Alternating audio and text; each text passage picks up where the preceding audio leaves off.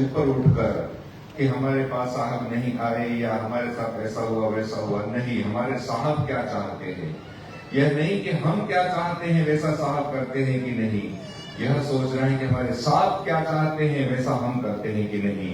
इस रूपांतरण के साथ आइए हम आगे बढ़ते हैं। माननीय हमारे केडीवी मिशन प्रमुख श्री ओम दास जी साहब ने कह दिया अगला सरने में लेने की कोई जरूरत नहीं है, हम पुतारिया नहीं जानते। ओम साहेब उनगी साहेब।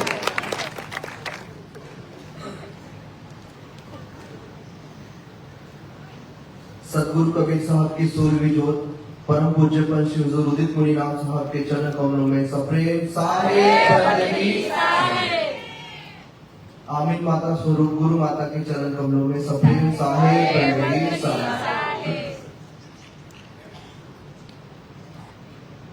आज सदगुरु कबीर नवोदय यात्रा का अंतिम दिवस गुजरात प्रांत का, तो आप सब काफी आनंदित हो गए हो कि नहीं है?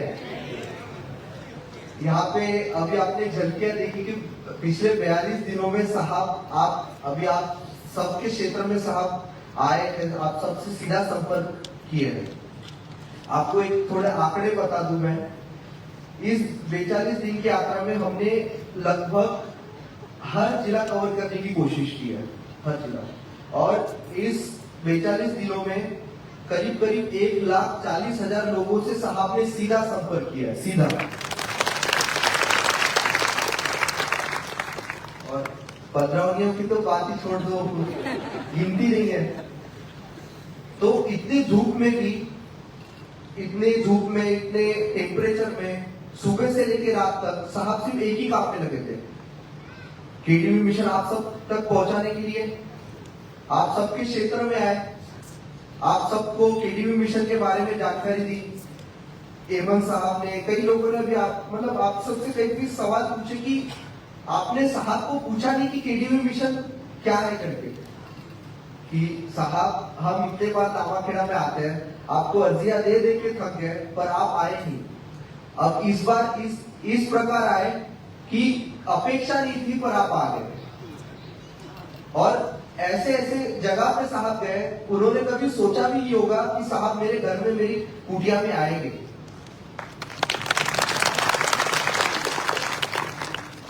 अब जैसे हेलो, जिस प्रकार जान पहचान होती है या फिर तामाखेड़ा में जिसका आना जाना होता है, तो उसको पता होता है कि अर्जी दी जाती है और ये सब चीजें, तो जिससे साहब से आशीर्वाद, साहब की बंदगी का उसको मौका मिलता है। पर कई ऐसे लोग हैं जो दूरी के कारण, गरीबी के कारण तामाखेड़ा में नहीं जा पाते। सही बोल रहा हूँ ना? तो उस जगह पे भी साहब गए, उस घर में भी साहब गए, उस जगह पे भी साहब ने निशान पूजा किया है। तो आप सबको चिंतन तो होना चाहिए कि ऐसा क्यों, ऐसे इतनी मेहनत क्यों कर रहे करके साहब। आप सबको केडीवी मिशन समझ गया है। अभी हमारे सभी प्रतिनिधि ने, रामदास साहब ने, हेमंत साहब ने, और प्रवचनों में पिछले 42 दिनों से साहब केडीवी मिशन के बारे में बता ही रहे। तो आप सबको समझ गया केडीवी मिशन? भोजन नहीं करा है, भोजन की व्यवस्था कीजिए। अंतिम दिवस है, चलो ठीक है। सबसे पहले मैं आप सबको सावधान करना चाहता हूं। आप सब सावधान इसलिए हो जाइए क्योंकि हमारे समक्ष हम किसके सानिध्य में आज बैठे हैं उसको आप थोड़ा चिंतन करिए। हम साक्षात सदगुरु कबीर साहब के सानिध्य में यहां बैठे हैं। फिर भी मन में वो, दिल में नहीं गई बात।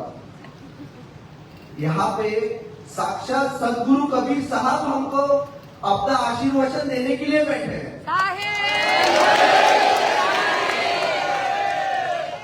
नहीं बैठे? नहीं बैठे? कबीर साहब भी बैठे हैं ना? और कबीर साहब आ जाएंगे तो क्या ऐसे बैठोगे आप? आराम से ऐसे बढ़िया फैल के बैठोगे? थोड़ा कमर सीधी करके ऐसे बैठिए कि साहब यहाँ पे उपस्थित है। कि क्या बोलना चाह रहे हैं। यहाँ तो उनकी दृष्टि पड़ना, उनको देखना भी काफी सौभाग्य की बात है और हमको वो आनंद मिल रहा है। हम इतने खुशनसीब है कि साहब अपना दर्शन दे रहे हैं, उनके दर्शन मात्र से हमारे कितना कल्याण हो जाता है।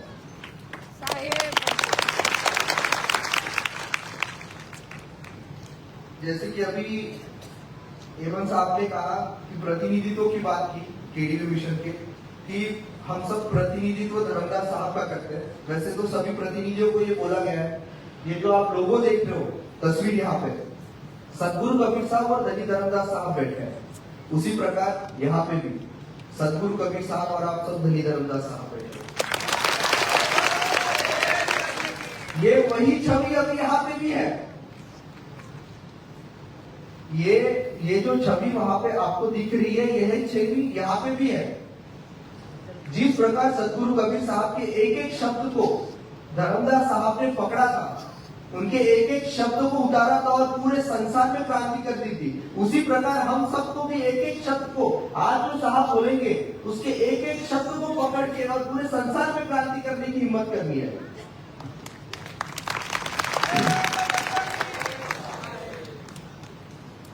और साहब अपना आशीर्वचन देंगे, उससे पहले मुझे ऐसा लगता है मैं कुछ चीजें आपको बताऊं कि जो गुरु होते हैं ना, जो हमारे पास तो वंश गुरु है, हम तो काफी खुशनसीब है।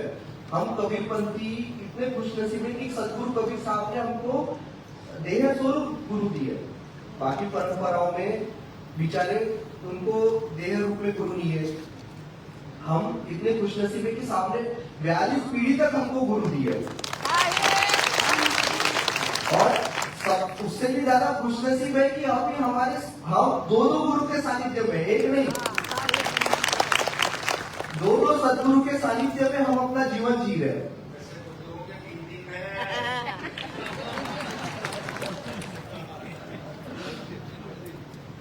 तो हम लोगों को हमारा जीवन, अगर हमारे समक्ष गुरु है, हमें गुरु का आशीर्वाद है, तो हमारा जीवन कैसा होना चाहिए। आज हम सब एकत्रित हो रहे हैं, साहब पूरे गुजरात में प्रवचन दे रहे हैं, आशीर्वचन दे रहे हैं कि आप लोगों को जीवदया करनी है, क्रांति करनी है। तो एक चीज आप सबको बहुत ध्यान से सुननी होगी कि साहब या फिर गुरु जब बोलते हैं तो वो हंसी वाली बात नहीं है, वो आध्यात्मिक मनोरंजन नहीं है। कई लोग आए हैं, कई लोग आते हैं कि साहब क्या बोल रहे हैं, एक मनोरंजन होता है, मतलब एक आध्यात्मिक मनोरंजन अगर नाम दे सके उसको, कि साहब की बातें सुनने के लिए, सिर्फ आनंद लेने के लिए। पर अगर जब गुरु बोलते हैं, जब साहब बोलते हैं, तब आनंद नहीं लिया जाता, तब गंभीरता से विचार किया जाता है कि ये क्या बोल रहे हैं। साहब अगर कुछ बोल रहे हैं तो हंसने वाली बात नहीं है, तालियां बजाने वाली बात नहीं है, ध्यान रखो। सदगुरु जब बोलते हैं तब हंसी नहीं आनी चाहिए, तालियां नहीं बजनी चाहिए, अंदर से बौखलाहट होनी चाहिए, अंदर से चिंतन होना चाहिए कि मैंने अभी तक मेरे जीवन के साथ क्या किया। धर्मदास साहब को तो सदगुरु 70 साल के आयु में मिले थे और हम कितने खुशनसीब है, नहीं है? लगता है आप लोग अभी भी गंभीरता को समझे नहीं कि हमारे बीच हमारे साहब उपस्थित है, तो इसकी क्या गंभीरता है, समझ रहे हो आप लोग? एक बार जोर से साहेबपंथी की बोल के समर्थन करिए।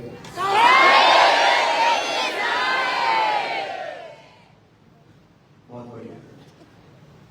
तो इस बात से सहमत हो आप? तो क्या हमारे साहब आध्यात्मिक मनोरंजन के लिए आए? नहीं आया। हमको हमारे साहब के एक एक शब्द पकड़ते हैं, एक एक शब्द। अभी जैसे हमारी यात्रा तो सूरत से शुरू हुई थी और अभी यकीन नहीं हो रहा कि हमने 42 दिन खत्म कर दिए, सच बोल रहा हूँ, लग नहीं रहा है ऐसे। अब ये सब जाने पहचाने चेहरे लग रहे हैं, ऐसा लग रहा है अभी परिवार ही है, इनके साथ जीवन चल रहा है। तो कुछ घटनाएं जैसे यात्रा की, काफी अच्छे लोग मिले, काफी लोगों ने साहब की वाणी वचनों को अपने अंदर उतारा। जब हम खंभात में गए थे, खंभात की घटना बताना चाहूंगा। खंभात का कार्यक्रम हुआ साहब का, तो रात को 1 बजे मैं किशोर साहब और वहाँ के महंत साहब सुप्रीत साहब, यस साहब हमारे फोटोग्राफर, हम 3-4 लोग ऐसी आश्रम का चक्कर लगा रहे थे, टहल रहे थे भोजन होने के बाद सुप्रीत साहब के साथ, और वो बता रहे थे पूरा आश्रम का दर्शन करा रहे थे और यहाँ के इतिहास के बारे में और भक्तों के बारे में जानकारी दे रहे थे। तो वहां पे रात का 1 बजे का समय था। वहां पे एक 80 साल की बुजुर्ग औरत बर्तन धो रही थी। 80 साल की बुजुर्ग औरत थी, वो बर्तन धो रहे थे। पता नहीं मुझे हाँ आए क्या वो। तो सुप्रीत साहब उनको बोलते कि इतने रात हो गए, 1 बज गया, कि भाई आप इतने रात तक क्यों बर्तन धो रहे हो? तो बोलते बस 5 मिनट का काम बचा है करके। तो सुप्रीत साहब बताते हैं कि ये जो भाई है, कितनी भी दोपहर हो, कितनी भी धूप हो, कितनी भी कुछ भी हो, फिर भी जो बगीचा होता है, बारी बोलते हैं ना शायद गुजरात में, बारी, हाँ, उसको साफ करती है रोज। तो उनको पूछा ऐसा क्यों करके? तो उन्होंने बोला कि उनके जो गुरु थे चेतन दास साहब, उन्होंने उनको कहा था, मतलब बहुत सालों पहले, 30-40 साल, कितने साल हो गए मुझे नहीं पता, वो 80 साल के, अब समझ लो कितने साल हो गए। तो उनके गुरु ने, चेतन दास साहब ने उनको कहा था कि बेटा ये बारी का ध्यान रखना, कभी भी यहाँ पे एक पत्ता भी ना रहे, इस बारी का ध्यान तुम्हें रखना है। तो एक गुरु के वचन पे आज 80 साल की वो बुजुर्ग महिला है, आज भी वो कितनी भी धूप रहे फिर भी वो बारी को साफ करती है। गुरु के शब्द कितने महत्वपूर्ण होते हैं ना, नहीं होते? तो हमारे जो बाप दादा है, उन लोगों ने गुरु के शब्दों को बहुत पकड़ के रखा है, उनको अहमियत पता है। पर आज मैं अपने युवा भाइयों से, मेरे उम्र के, मेरे से थोड़े बड़े जो जवान हैं, उनसे पूछता हूँ, क्या आपने अहमियत रखी है?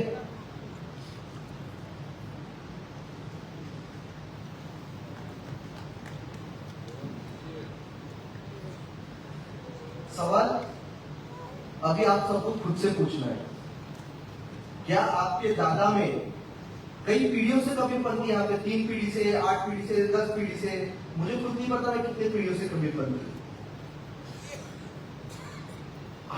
हम देखते आए, बचपन से देखते आए, आप लोग भी देखते आए होंगे आजू बाजू, कि जो हमारे दादा होते हैं, दादी होते हैं, या फिर जो बुजुर्ग महिलाएं होते हैं, जो हमारे घर के बड़े होते हैं, उनका जो भाव होता है साहब के प्रति क्या होता है?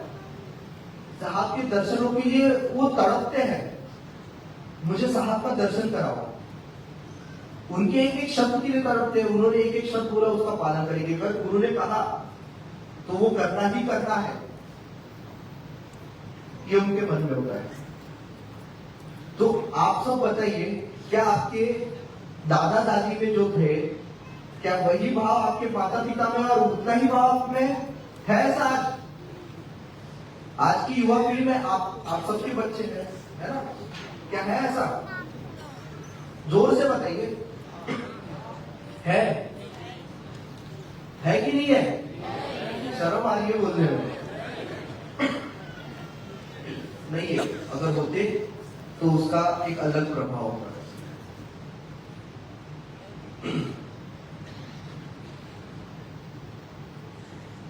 तो यही सिचुएशन हमारे सामने आई, साहब के सामने यही बात आई कि एक बहुत बड़ा कबीर पंथ में एक संकट दिखता था। इससे पहले भी पंचशील प्रकाश मुनि नाम साहब कई सालों पहले फेसबुक पर मैसेज लिखे थे, आपको पता है नहीं पता है मुझे नहीं पता, कितने लोगों ने देखा है। उन्होंने ये कहा था कि अगर पंथ के जो नौजवान है अपनी जिम्मेदारियों को नहीं समझेंगे, अपना काम धाम करें, अच्छी बात है, सब चीजें करें, पर अगर पंथ के प्रति अपनी जिम्मेदारी को नहीं समझेंगे तो ये पंथ पिछड़ जाएगा। लिखा था बड़े साहब ने। कौन से साल की पोस्ट थी उनकी? शायद 2016, 17, 18, कितने साल हो गए?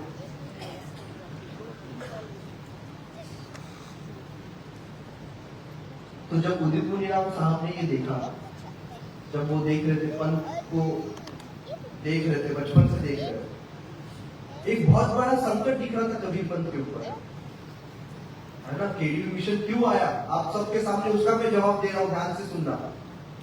ये केडीवी मिशन क्यों आपकी समझ आज उपस्थित है, इसका जवाब दे रहा हूं।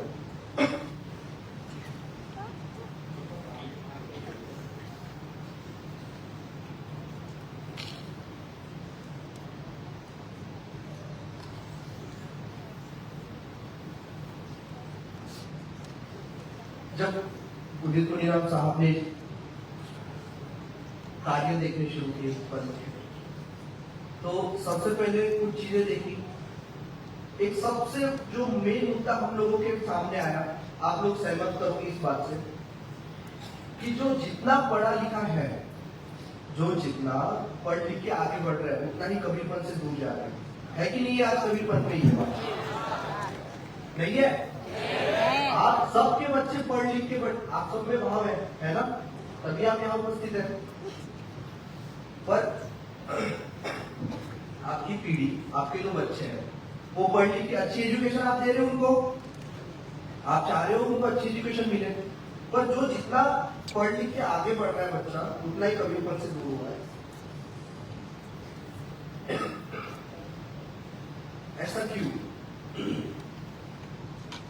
आप लोगों के सवाल है, मतलब एक चर्चा हो रही है, प्रवचन नहीं दे रहा हूं, मैं बस हमारी जो कुछ चीजें जो आप सबके समक्ष रख रहा हूं, आप लोगों को कुछ बोलना है तो बोल सकते हो। ऐसा क्यों है?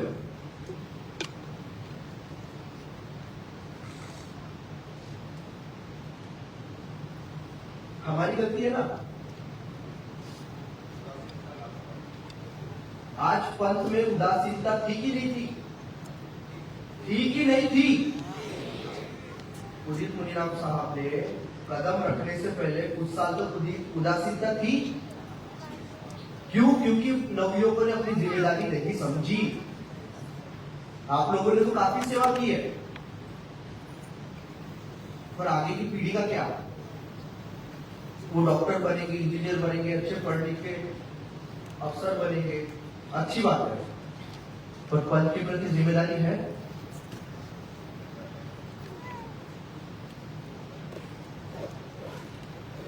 आप में से, अच्छा एक सवाल, आप में से कितने लोगों के बच्चों में वही भाव है जो आप में है पंथ के प्रति?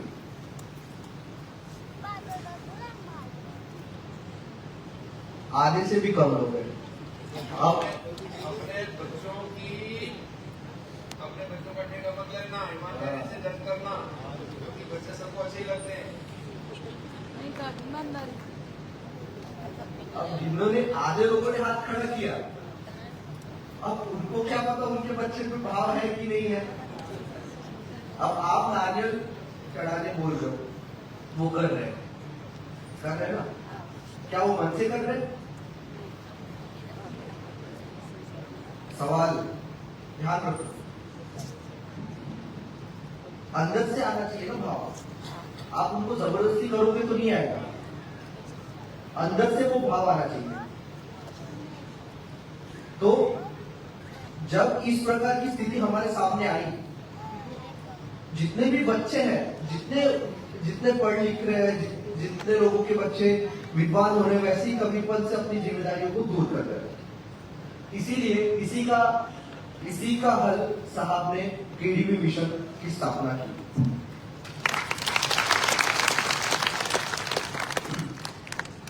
जवाब मिल गया आप लोगों को केडीवी मिशन की स्थापना क्यों हुई? और साहब 42 दिनों से दिन रात आप लोगों के लिए लगे हैं। दिन रात कितनी बार उनकी तबियत खराब हुई, फिर भी परवाह नहीं, मैं जाऊंगा।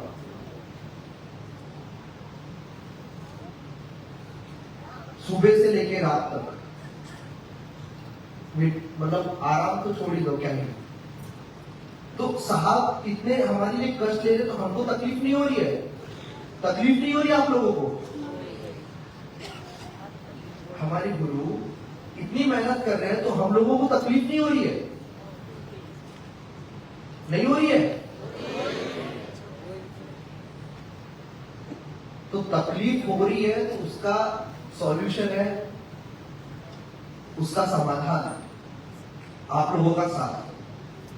साहब एक ही चीज बार बार आप सबको मानते आए, एक ही चीज मांग रहे हैं, संगठन। क्या मांग रहे साहब आप सबको? क्या मांग रहे हैं? आप एक संगठन में अभी साथ हो? थोड़ा जोर से हाथ ऊंचा करो ना।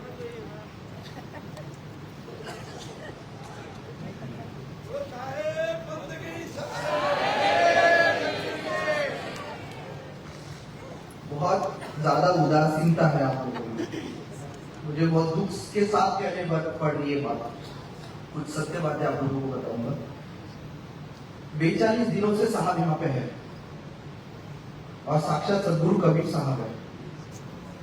अगर आप में वो सच में अगर दिल में भाव होता ना कि साहब को उसी रूप में देखते, तो ये उदासीनता नहीं होती,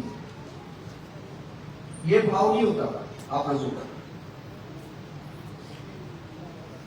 आप लोगों को काफी चिंतन करना पड़ेगा इस बारे में, आप लोगों को अपने भाव को, क्योंकि अगर आप नहीं करोगे ना, आपके बच्चे नहीं चलने वाले इस रास्ते में सदगुरु कबीर साहब के। और सदगुरु कबीर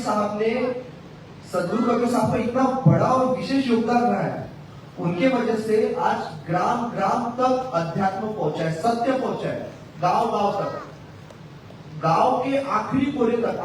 आज हमने जैसे सूरत से यात्रा शुरू की थी, तो इतने गांव में कबीरपंथी है, हम सोच नहीं सकते कहां कहां किस किस कोने में कबीरपंथी है। क्यों? क्योंकि साहब की बात हमें पहुंचाई है। आप सब मन साहब ने पहुंचेंगे। साहब ने, सदगुरु कबीर साहब ने अध्यात्म को, इतने कठिन से कठिन विषय को एकदम आम बात में, आप लोगों की बात में, देहाती बात में, गांव के अंतिम क्षण तक पहुंचा और अध्यात्म का जो ध्वज है उसको एकदम प्रबल किया है। और हम सदगुरु कबीर साहब के बच्चे हैं कि नहीं है? हम सदगुरु कबीर साहब के बेटे हैं कि नहीं है? तो हमारा क्या दायित्व होना चाहिए कि उनकी जो बात है उसको हम आगे बढ़ाएं, तभी तो हम कबीरपंथी है।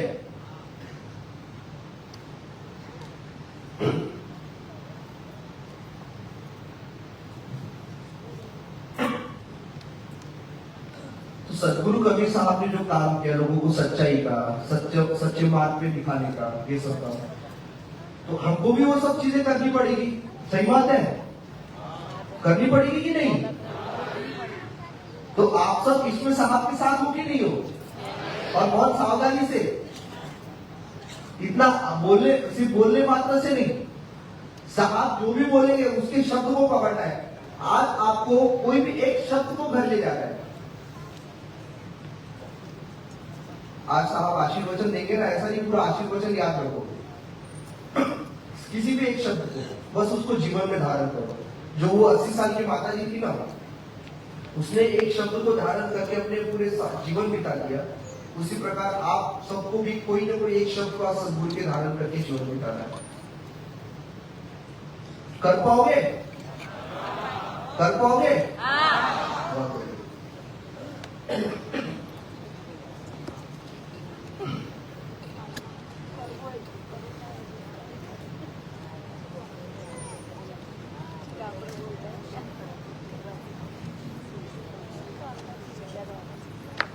और जो केडीवी मिशन है, ध्यान रखो, वो दासों का दास है। दास कहावत कठिन है, मैं दासन का दास, अब तो ऐसा हो ही रहा पाव तली की घास। केडीवी मिशन के जितने प्रतिनिधि हैं, इनका कर्तव्य जो साहब की जो दास है उसकी सेवा करना है। हम केडीवी मिशन जो सदगुरु के दास है, साहब की जो दास है उसके सेवक है, उसके दास। हम साहब के दास नहीं है, ये बहुत बड़ी बात है। हमारी इतनी हैसियत नहीं कि साहब के दास बन पाए। साहब के जो दास है, हमको उनकी सेवा करनी है, उनके लिए रात दिन मेहनत करनी है। हमारे कबीरपंथ में आज कितने युवा है हमारे बीच में? 25 साल 35 साल कितने लोग हैं? 25 साल 35 साल के कितने लोग हैं? बहुत लोग हैं। तो मैं थोड़ा आप लोगों से कुछ बातें करना चाहता हूं कि आज हमारे कबीरपंथ में बहुत, मतलब 80% जो लोग हैं वो गरीब तत्व के से आते हैं। मतलब जो इलिटरेट है, कुछ पढ़े लिखे कम है, और गरीब समाज ज्यादा है ना? ऐसा तो हम लोगों का कर्तव्य है कि उन लोगों के जीवन में क्या नया लाए। वो कबीरपंथी है, साहब के भक्त है, तो इस नाते हमारा कर्तव्य बनता है कि उनके जीवन में क्या हम डाल सके। ध्यान रखो, हमारे पास अगर कोई विद्या है, हम लोगों ने अगर कुछ सीखा, कुछ पढ़ा, हमारे पास धन है, हमारे पास पास कोई विद्या है, हमने जितना भी अर्जित किया वो साहब की कृपा से किया है। उसके उसकी कृपा के बिना कुछ नहीं होता है। होता है क्या? नहीं होता है। और अगर वो हम उन्हीं के काम में न लगाए तो व्यर्थ है। चाहे वो धन हो, चाहे वो विद्या हो, चाहे वो कोई भी प्रकार की नॉलेज हो, हमको उसको साहबी के काम में लगाना है। तो आप सब जितने भी पढ़े लिखे लोग हैं, आप सबको मैं एक ही चीज बोलना चाहते हैं कि आप अपने गांव में जाओ, अपने आसपास जो आपको लोग मिलते हैं, आपको ज्यादा दूर नहीं जाना है, जो आसपास के लोग हैं उसमें क्या क्रांति कर सकते हो, आप क्या कर सकते हो, बस इस पे आपको विचार करना है। हमारे पास केडीयू मिशन में जैसे एवं साहब ने बताया था कि सचिवालय है, पॉलिसीज है, तो आप किस पॉलिसी, कोई अगर कृषि का विद्वान है जिसको गवर्नमेंट की पॉलिसीज पता है, वो हमसे संपर्क करिए। साहब ने आप सबको एक प्लेटफॉर्म दिया है सेवा करने का, केडीयू मिशन। वरना अगर एक व्यक्ति है कोई, वो कितने लोगों की सेवा करेगा? 1000 लोगों की, 10,000 लोगों की, है ना? पर साहब के माध्यम से, साहब की केडीयू मिशन के प्लेटफॉर्म के माध्यम से एक इंसान करोड़ों व्यक्तियों की सेवा कर सकता है। एक इंसान करोड़ों व्यक्तियों के जीवन में क्रांति ला सकता है। नहीं मानते हो? क्रांति आ रही है, एक इंसान ला सकता है। तो जितने भी नवयुवक हैं, जितने भी बड़े लोग हैं, जो भी यहाँ सुन रहे हैं, उन सबसे बस एक ही चीज है कि आप केडीयू मिशन से कैसे जोड़ सकते हो, उसके बारे में चिंतन करिए। क्योंकि साहब ने इतना बड़ा प्लेटफॉर्म आप सबको दिया है, कोई छोटी बात नहीं है। इससे आप कितने करोड़ों लोगों की जिंदगियों को छू सकते हो, ये अकल्पनीय है। आज एक केडीयू मिशन के माध्यम से 42 दिनों में 1,40,000 लोगों से साथ सीधा संपर्क हुए, वरना पॉसिबल था?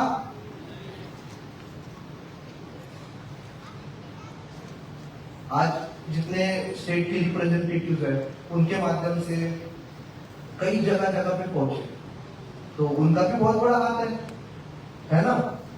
अब उन्होंने भी क्रांति लाई है, बोल सकते हो। ऐसी ऐसी जगहों पे जहां कभी किसी ने सोचा नहीं, वहां तक साहब का लोगों को दर्शन करवाया, है ना? तो अभी साहब आशीर्वचन देंगे। फिर से मैं अपनी एक बात दोहराता हूँ कि गुरु बोल रहे हैं, सदगुरु बोल रहे हैं, स्वयं सदगुरु कबीर साहब अभी आशीर्वचन देने वाले हैं। सावधान। स्वयं सदगुरु कबीर साहब भी यहाँ आशीर्वचन देने वाले हैं। तो आपको उनके एक एक शब्द को पकड़ना है, उनको अंदर उतारना है। और यहाँ आध्यात्मिक मनोरंजन नहीं होगा, गंभीरता का विषय है। सदगुरु बोल रहे हैं, हमको बस हमारे जीवन को टटोलना है कि हमने अभी तक अपने जीवन में क्या किया, हमारी जो आयु है, और अभी से, आज से ये नई जीवन की शुरुआत करनी है। साहेब बंदगी, साहब का जरा और खुशनुमा तरीके से स्वागत करिए आप लोग। मैं हमारे परम पूज्य उदित मुनीराम साहब को आमंत्रित करता हूं कि वो हम सब भक्तजनों को आशीर्वचन दे और हमारा उद्धार करे। साहेब बंदगी, साहेब बंदगी, साहेब बंदगी, साहेब